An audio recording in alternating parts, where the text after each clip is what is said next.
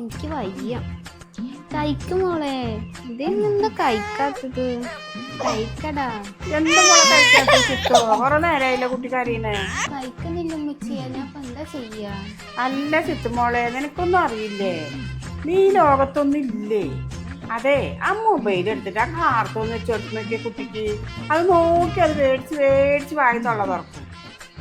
അത് വെച്ച് കൊടുത്തിട്ട് കുട്ടിക്ക് പഴം കൊടുത്ത് നോക്കിയേ, അങ്ങനെ കുട്ടികൾ വയറ് നിറച്ച് ഭക്ഷണം കഴിക്കും. ഇതൊന്നും അറിയില്ല, കുട്ടിനെ കരയിപ്പിച്ചിട്ട് കൊടുക്കുക.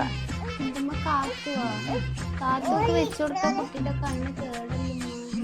കണ്ണിന് കേട് ഒന്നും വരില്ല. അതെ, ഈ കാർട്ടൂൺ ഇട്ടത് തന്നെ കുട്ടികൾക്ക് കാണാൻ വേണ്ടിയിട്ടാ. പിന്നെ എന്തിനാ അവരിട്ടിരുന്നേ?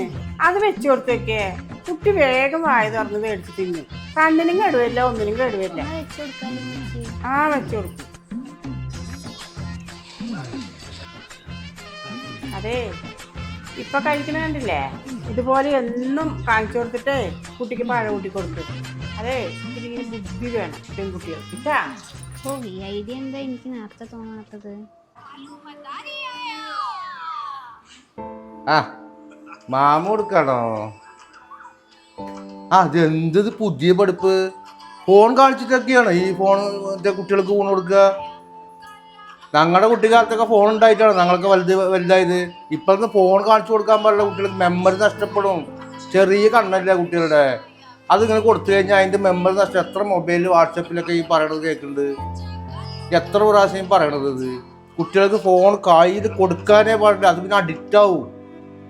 എന്തീ പറഞ്ഞാൽ മനസ്സിലാകാത്തത്? പൊന്നു മോളെ, മോളോടുള്ള ദേഷ്യത്തിനോട് പറയണതല്ല. ഇപ്പോഴത്തെ കാലത്തെ കുട്ടികളുടെ മൊബൈൽ കാണിച്ചിട്ട് ഇങ്ങനെ ഒരാളും കൊടുക്കില്ല.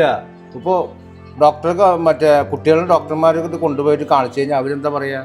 മൊബൈലേ കാണിച്ചു കൊടുക്കണ്ടെന്നാ പറയണത്. ഒന്ന് കാക്കനെ നോക്ക്, പൂച്ചനെ നോക്ക്, പല്ലിനെ നോക്ക് വേണ്ടിട്ടാണ് കൂട്ടി കൊടുക്കുക പണ്ടൊക്കെ. പാട്ടും പാടിയിട്ട് താലാട്ട് പാട്ട് കഴിഞ്ഞിട്ട് നിക്കറിയിട്ട് ഇങ്ങനെയൊക്കെയാണ് കൂട്ടി കൊടുക്കുക പണ്ട്. മോളോട് പറയണത് ദേഷ്യമൊന്നും തോന്നണ്ട, മോളോട് എനിക്കൊരു വിഷമവും. പക്ഷെ മോൾ ഇങ്ങനെ ചെയ്യുമ്പോൾ പിന്നെ ആ തലമുറ പറയുമ്പോഴായിട്ട് ഇങ്ങനെ പോകും മൊബൈലിൽ. അല്ല, ഇനി എൻ്റെ മോളൊന്നും പറയണ്ട. ഇനി മൊബൈല് കുട്ടികൾക്കൊന്നും കാണിച്ചു കൊടുക്കരുത്, അതൊക്കെ പറയാനുള്ളൂ. ഇതിപ്പം ലോകം മുഴുവനും കാണുന്നതല്ലേ ഇങ്ങനെയുള്ള കേസൊക്കെ, നമ്മളൊക്കെ അറിയണ്ടേ? ഈ മൊബൈൽ എടുത്ത് തുറന്നു കഴിഞ്ഞാൽ ഇതാണ് പറയണത്.